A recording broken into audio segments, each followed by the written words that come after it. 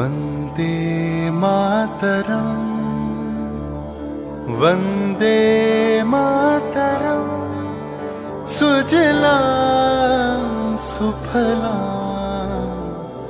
मलयज शीतलां सस्यश्यामलां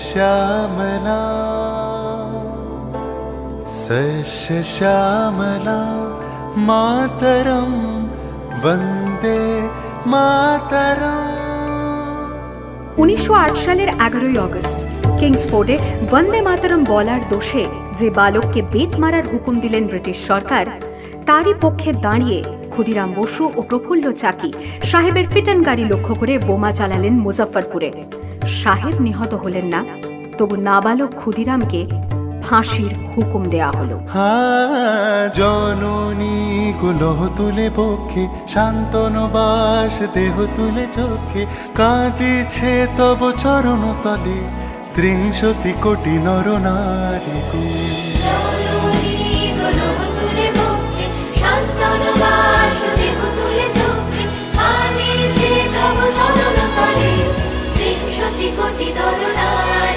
যারা স্বর্গগত তারা এখনো জানে, স্বর্গের চেয়ে প্রিয় জন্মভূমি, এসো স্বদেশ ব্রতের মহাদীক্ষালু, সেই মৃত্যুঞ্জয়দের চরণ চুমি। যারা জীর্ণ জাতির বুকে জাগালো আশা, মন মলিন মুখে জোগালো ভাষা, আজি রক্ত কমলে গাথা, আজি রক্ত কমলে গাথা মানলো খালে, বিজয় লক্ষ্মী দেবতাদেরই কলে, মুক্তির মন্দির শোকানো তলে কত প্রাণ হলো বলিদান। লেখা আছে অশ্রু জলে, লেখা আছে অশ্রু জলে। 9 সেপ্টেম্বর 1915 ইংরেজদের সঙ্গে সম্মুখ সমরের স্বাধীনতা ছিনিয়ে নিতে অস্ত্র আনার পরিকল্পনা করেন যতীন্দ্রনাথ মুখোপাধ্যায়। বালেশ্বরে সঙ্গীদের নিয়ে জাহাজ থেকে সেই অস্ত্র নামাতে গেলে ইংরেজ বাহিনী তাঁদের ঘিরে ফেলে। বুড়িবালমের তীরে লড়াই বাঁধে বিরাট ইংরেজ বাহিনী বনাম বাঘা যতীন ও তার 4 সতীর্থদের। এককালে শুধু ভোজালি হাতে যিনি বাঘ মেরেছিলেন, সেই বীর সেদিন লুটিয়ে পড়লেন। আমি হাসি হাসি পড়ব ফাঁসি, দেখবে ভারতবাসী। ও মা হাসি হাসি পড়ব ফাঁসি, দেখবে ভারতবাসী। একবার বিদায় দে মা, ঘুরে আসি। 24 সেপ্টেম্বর 1932 মাস্টার দ্য সূর্য সেনের মন্ত্রে দীক্ষিত প্রীতিলতা ওয়াদেদার 15 জন সশস্ত্র বিপ্লবীকে নিয়ে পাহাড়তলি ইউরোপিয়ান ক্লাব আক্রমণ করে আগুন ধরিয়ে দিলেন।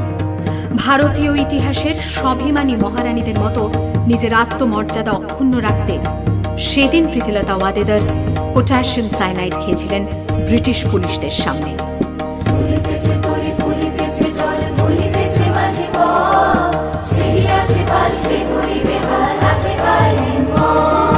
কে আছো জোয়ান হও আগোয়ান, আঁকেছে ভবিষ্যৎ, এ তুফান ভারী দিতে হবে, পারি নিতে হবে তোরি পা। দুর্গম গিরিকান্তার মরুদুস্তর পারাপারোহে, লঙ্ঘিতে হবে রাত্রি নিশীতে যাত্রীরা হুঁশিয়ার। 29 সেপ্টেম্বর 1942 তমলুকের মাটিতে কয়েক হাজার ভারতীয়কে নিয়ে যিনি পুলিশ স্টেশন ঘেরাও করার লক্ষ্যে হেঁটেছিলেন, সেই সত্তরোর্ধ্ব মাতঙ্গিনী হাজরা পুলিশের নির্মম গুলিচালনা ও লাঠিচার্জ সত্ত্বেও তাঁর হাতের পতাকাটি মাটিতে লুটোতে দেননি। আর ঠিক তার পরের বছর 1943-এর 30 ডিসেম্বর জাপান সরকারের অধীনে থাকা আন্দামান দ্বীপ সেদিন হস্তান্তর করা হলো ইন্ডিয়ান ন্যাশনাল আর্মিকে। পোর্ট ব্লেয়ারের মাঠে তিরঙ্গা পতাকা তুললেন সুভাষচন্দ্র। এটাই স্বাধীন ভারতের মাটিতে প্রথম তেরঙ্গা ঝান্ডা। আইএনএর commander in chief Subhash Chandra Bose হলেন ভারত, যাকে স্বীকৃতি দিয়েছিল 18টি দেশ।